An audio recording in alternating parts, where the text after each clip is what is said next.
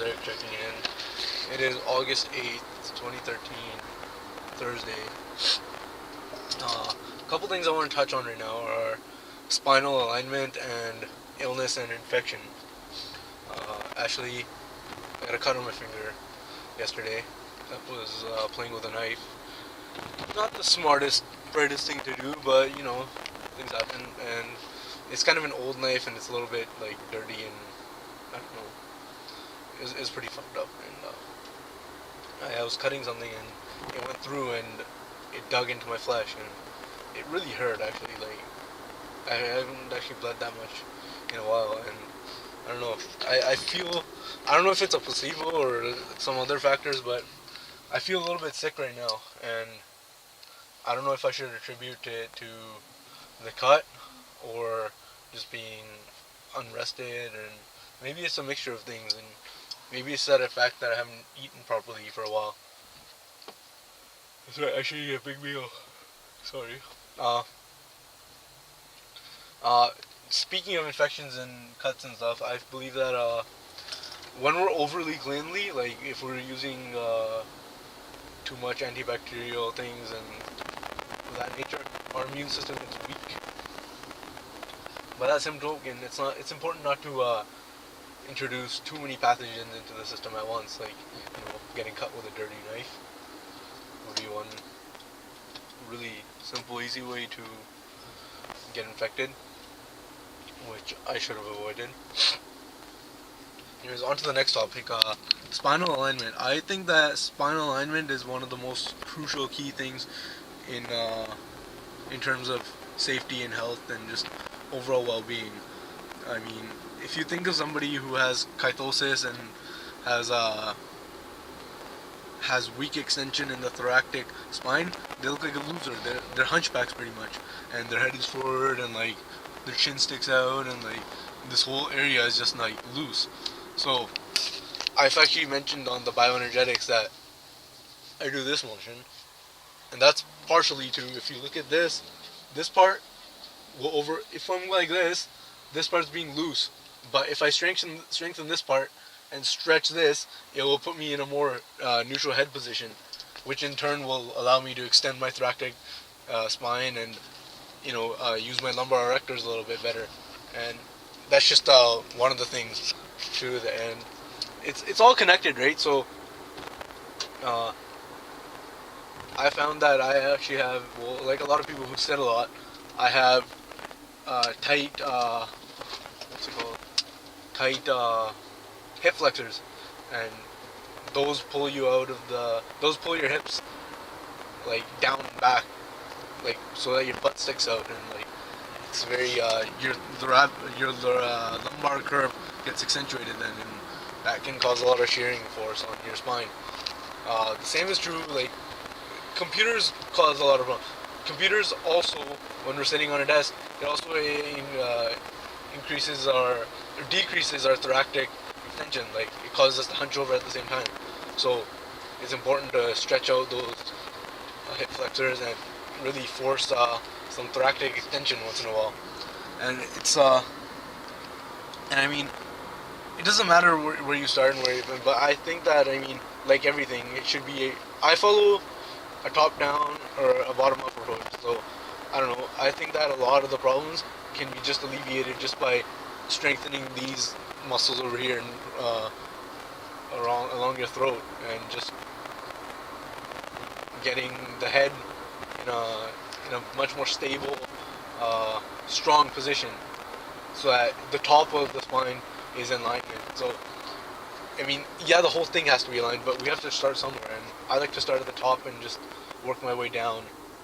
I mean, no one is not more important than the other, but I just think it's a quick and easy fix for some people, because some people just have the tendency to, like, lean forward a bit, and it's easily corrected just by tucking the chin, and like just forcing the chin to tuck, and just releasing all the tension, like moving around, getting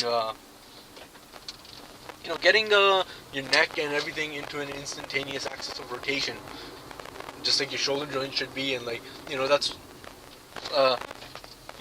it's just proper. I mean, in fact, even look at me. I'm driving right now, and my shoulder is actually coming forward a bit. And everything we do now in modern society puts us out of correct alignment, and in that in turn, it's a chicken and the egg situation. Was the person a loser and then they got hunched shoulders, or did the person have hunched shoulders and then they started acting like a loser?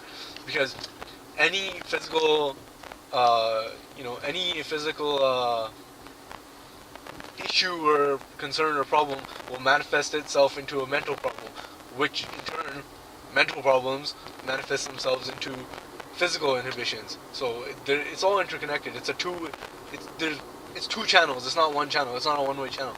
It's both ways. It goes both ways. It's give and take. So the spine plays a huge role in your mood, and your mood plays a huge role in your spine.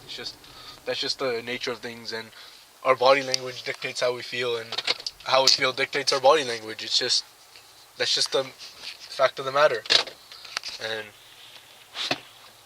I just think that if we spent even 10 minutes in the morning and 10 minutes at night just trying to work on small little fixes, like if we correct one thing each month, after 12 months we have corrected 12 issues. And each individual issue by itself might not be much, but when we compound all those things together, we end up with a complete package, a complete total, a resilient, strong body and spine. It just makes sense to me. Why wouldn't we allocate 10 minutes to mobility and strengthening our spinal cord and column and the muscles associated with it? Another thing is, that's also the reason why I like squats a lot and deadlifts, because in order to perform a proper squat or deadlift, you have to have spinal integrity and you have to be in line. You can't be messing around with crappy form and crappy spinal alignment and all that. Well, I mean, you could, but it won't be as effective, and you'll have a harder time with the lifts and get less out of them. That's part of the reason why I advocate a lot of heavy squatting and a lot of deadlifting, because it'll show and it'll force you to correct yourself. I mean, yeah, we can bench press a lot, but I mean, what are you really doing? You're braced up against a bench and you're pushing out. There's not very much, there is some, to a degree, stabilization from the spinal column and all that fun stuff, but your core is really engaged, and like, if the imbalances really show when you're doing a squat or deadlift. I mean, it's just apparent because it's a full body movement, right? Anyway, that's my rant about that. But yeah, I think it's very simple to fix a lot of issues that we have, like lower back pain, feet. That's also another huge thing. Like a lot of us have tight feet, and nobody really pays attention to their feet because we wear shoes all the time. But if you spend about 5 minutes on say we spend 10 minutes a day, out of that spend 2 to 3 minutes, maybe 5, rolling out your feet on a tennis ball, each foot, and you'll be amazed at how loose and limber you get just by doing that. Tennis balls, rolling out, lacrosse ball works even better, but it just makes sense to me. I mean, it's cheap, it's easy, it's free, and you'll live longer and happier without having so many issues. Anyways, I need to get gas now, so that's all. I just wanted to get a couple of those things off my chest, So, yeah, everything. It just takes me back to the point that everything is connected. There's nothing. I mean, you can isolate things out of the system, but the system as a whole has to function correctly and efficiently. Otherwise, the system is broken, right? So, anyways, that's all I have to say for now. Hope you all. Oh yeah, my brother's coming back tomorrow. Sweet. Pretty stoked, and I hope y'all are enjoying. I hope everybody enjoys their summer. Peace.